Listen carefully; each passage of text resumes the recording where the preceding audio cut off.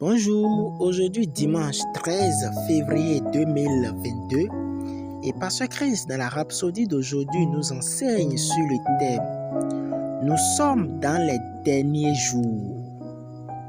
Le verset d'ouverture a été tiré dans 1 Corinthiens chapitre 15 versets 51 à 52 qui dit « Voici, je vous dis un mystère. Nous ne mourrons pas tous, mais nous serons tous changés.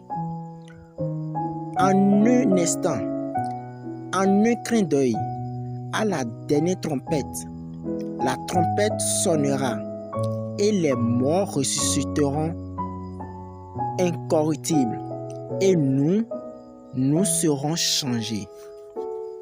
Pasteur Christ nous explique en disant, lorsque vous lisez ce que dit la Bible à propos des derniers jours, vous devez tenir compte de deux facteurs pour bien comprendre.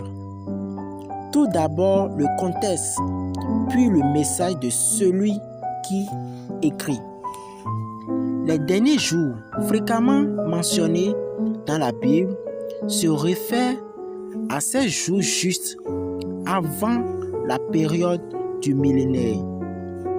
Or, les prophètes qui ont particulièrement utilisé ces termes n'incluent pas l'ère de l'Église. Ainsi, lorsque nous disons les derniers jours, nous ne parlons pas des derniers jours par rapport au calendrier juif tel que donné par les prophètes. Il y a beaucoup de signes qui devraient vous faire savoir où nous en sommes et combien de temps il reste au monde avant que le jugement des nations ne commence.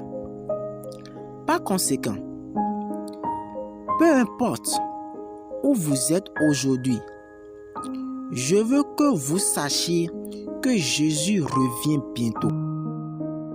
Il y a ceux qui y croient et qui l'entendent. Il y en a d'autres qui ne pensent pas qu'il vient.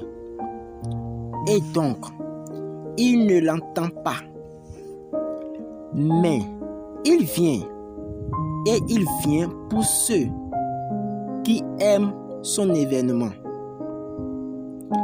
2 Timothée chapitre 4 verset 8. Ceux qui l'attendent, la Bible dit, heureux sont ceux qui attendent son retour. Luc chapitre 12 verset 37. Ceux qui disent, viens Seigneur Jésus. Apocalypse chapitre 22 verset 20. Vivez votre vie comme quelqu'un qui l'attend, comme quelqu'un qui espère sa venue. Souvenez-vous, cela fait presque 2000 ans qu'il a quitté ce monde. Les paroles des prophètes concernant sa venue s'accomplissent toutes sous nos yeux. Plus important encore, il a dit de lui-même, oui, je viens bientôt. Apocalypse chapitre 22 verset 20. Il vient pour son église. Êtes-vous membre de son église? Ce jour-là, ça ne se passera pas comme dans un processus graduel.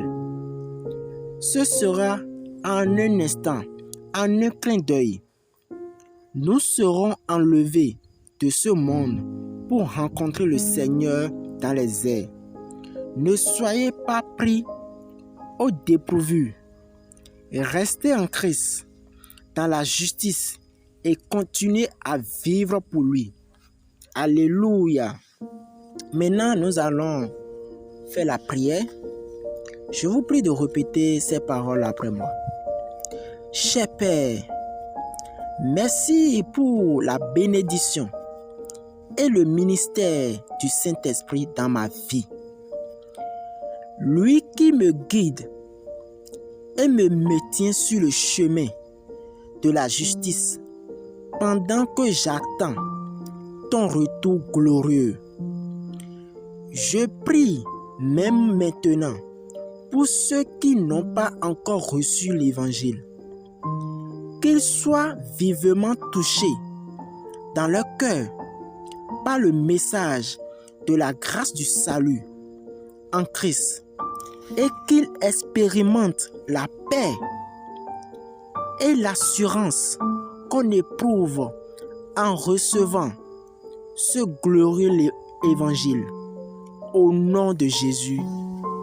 Amen. Pour les études approfondies, nous pouvons lire 2 Pierre chapitre 3, versets 3 à 5, 1 Thessaloniciens chapitre 4, versets 16 à 18. Nous espérons que vous avez été bénis par ce dévotionnel.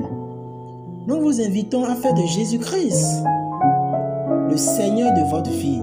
Si vous n'êtes pas encore né de nouveau, je vous prie de répéter ces paroles après moi. Ô Seigneur Dieu, je crois de tout mon cœur en Jésus-Christ, Fils du Dieu vivant.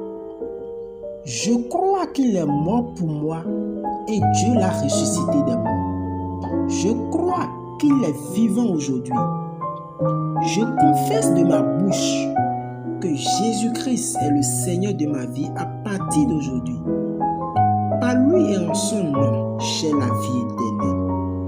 Je suis né de nouveau. Merci Seigneur d'avoir sauvé mon âme. Je suis désormais un enfant de Dieu. Alléluia. Félicitations, vous êtes désormais un enfant de Dieu.